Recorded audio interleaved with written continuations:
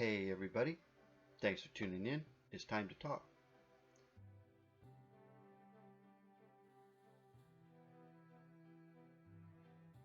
Description part 2. Tip number 1. Limit your description. Henry! Henry! Where is that man? Henry!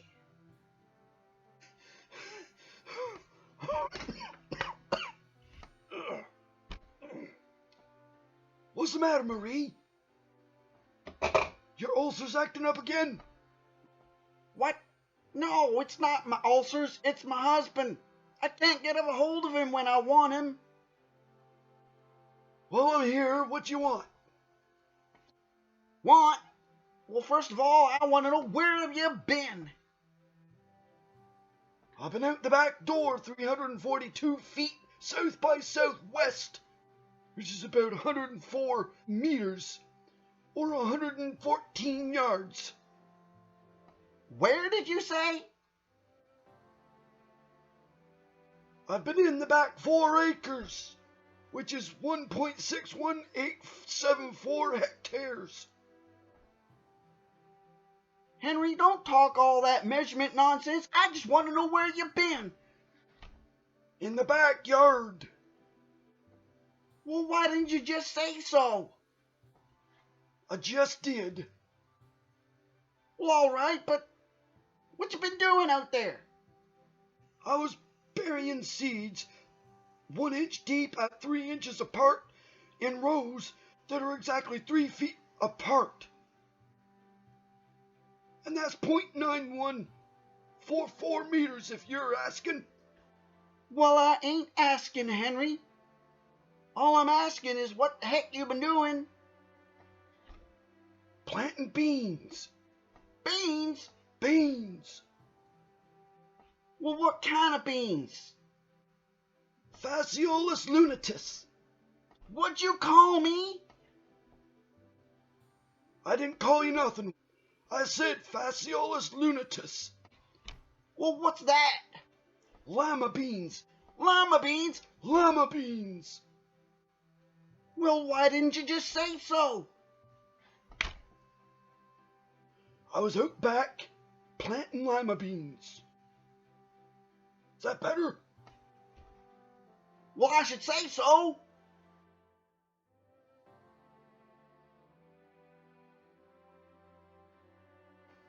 Limit your description. So what do we mean by limit our description? Well, first of all, don't overdo it. Because a lot of beginning writers tend to overdo it, thinking that they can accomplish more with it, when in reality it actually hampers their efforts. When you set up your scene, you want to set up your scene as well as get that scene moving. So most of your scene's opening might just be getting your scene rolling. There's going to be very little in the way of description. Now, don't get me wrong. If you want to put in a couple of paragraphs setting up the scene, great. You're off to a good start. But more than that is really pushing it.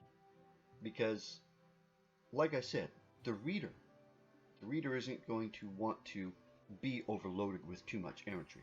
They want to know what happens next. That's what the reader is all about. So you've got to give them that. And you've got to give it to them sooner than later.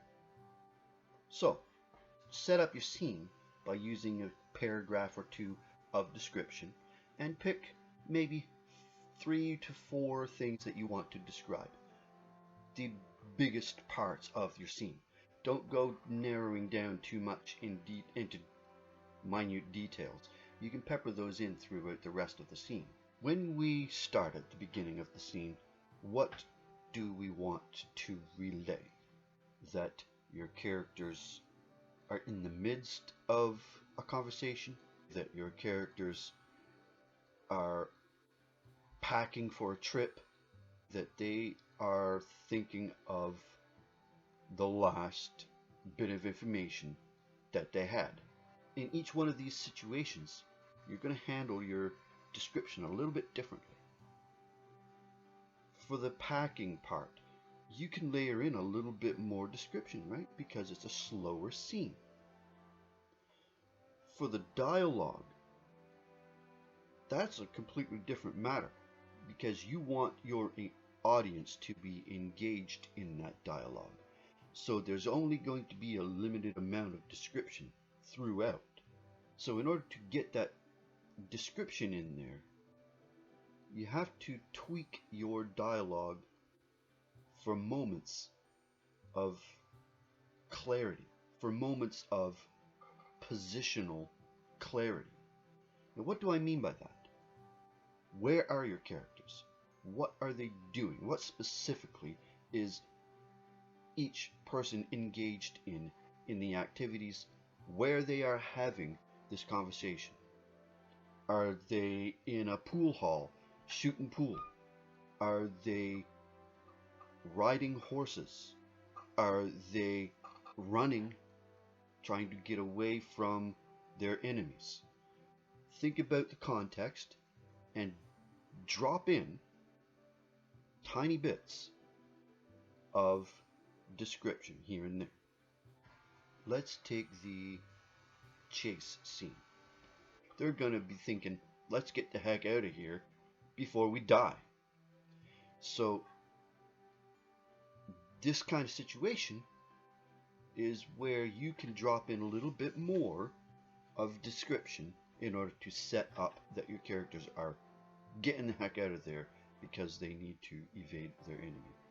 How about the trees flashing by their eyes, getting whipped on the hands and the shoulders because of the briars that they're running past, getting caught up by the hem across a couple of saplings, tripping over a tree root. Some of these things are going to matter to the motion of the scene.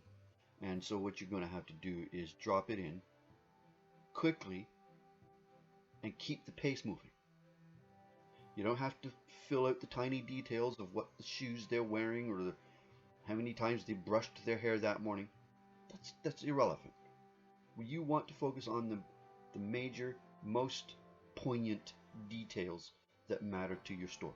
For instance, if it's raining and your characters are evading their enemy, everything's going to be wet. That matters because if they slip and fall on a tree root because they stepped on it the wrong way, well, there you go. Your character's in trouble. So fix up your scene in the beginning by attaching relevance there. And the best way to do that is to remember the scene that you're in. Remember the characters' heads that you're in. When it comes to the other parts in your book where you have slowed down, your description will matter there as well. There's going to be lulls in your manuscript's set of crises. You're going to have a crisis moment near the beginning, but after that your story is going to peter down into a trough of a slow period where you can actually fill in a lot of details, where your characters are going, what they are, who they are, where they've been, etc., etc. But those details still have to matter to your story as well. Only what's pertinent to the story to move it along. So, be wise and persevere. An old Blackfoot proverb. Be wise and persevere. Persevere in the face of how long it's going to take you to write your story.